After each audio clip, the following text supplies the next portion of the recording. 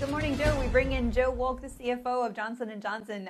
Joe, it's great to see you this morning. Thanks for joining us. You know, your quarterly earnings really tell a picture of a year out from this pandemic.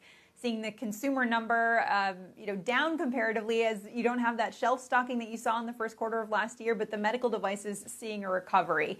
What story do you think that J&J's financial picture is telling us about where we are in this recovery? Good morning, Meg. It's great to be here. You know, I think it's really one of strength. If you think about where we were a year ago, nobody had any answers. We were probably issuing guidance in one of the most uncertain times in the company's history. And here we are a year later, and I would say the investment thesis for Johnson & Johnson has only gotten stronger. You look at the pharmaceutical unit, which again is going to lead the market in terms of growth. Medical devices, as you mentioned, is coming back, although yet not all the way back, and still growing about 9%.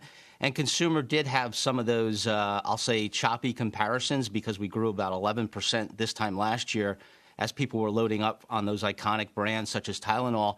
But if you go back to what we'll say is a normal first quarter of 2019, we've grown about 7% since then. So, again, a real good proxy to say that all three of our business segments are very healthy, and I would argue healthier than where we were this time last year entering the pandemic. Well, of course, one of the things helping us get out of this pandemic are the vaccines, and J&J has one, the only one-shot vaccine out there on the market, but it has just been going through some news. The blood clot risks, 6 cases out of more than 7 million people here in the U.S., some problems with your manufacturing partner, Emergent Biosolutions. Let's start on the blood clot question. How does J&J view this risk of blood clots with your vaccine? Yeah, so, Meg, I think it's important to underscore that not just with the vaccine, but with all our products, safety is the utmost importance. And we know that regulators are motivated by that same ambition. With respect to our specific vaccine, we do have strong conviction in the benefit-risk profile. As you mentioned, it's one shot. It has lower refrigeration requirements. And we think that, just like we did a year ago, can provide a very valuable and viable solution to many parts of the globe as we try to get vaccines in arms. If you think about just here in the U.S., there's a number of underserved populations that need a one-shot vaccine, and we also think that's also more prolific perhaps outside the U.S. So we're working with regulators to ensure that they have all the information they need to make their assessments.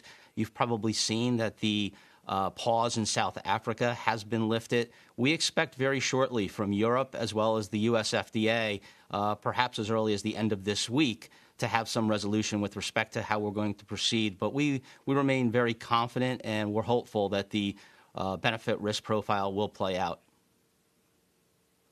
Well, we've been hearing a lot from local leaders that the pause of the J&J vaccine has been having an effect on people's confidence. You know, some people really wanted the one-shot vaccine. That was just what they wanted.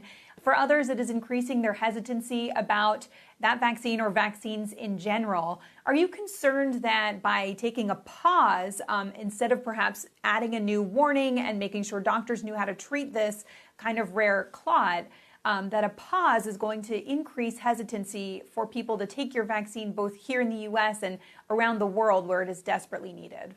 Yeah, that's certainly an understandable position, Meg. But what I hope the public would take a step back and say that the process is working here, right? So we brought the issue to the FDA, to the European regulators' attention.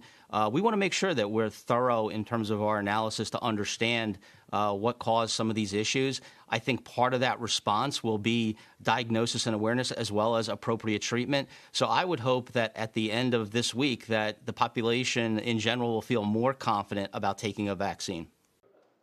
Shepard Smith here. Thanks for watching CNBC on YouTube.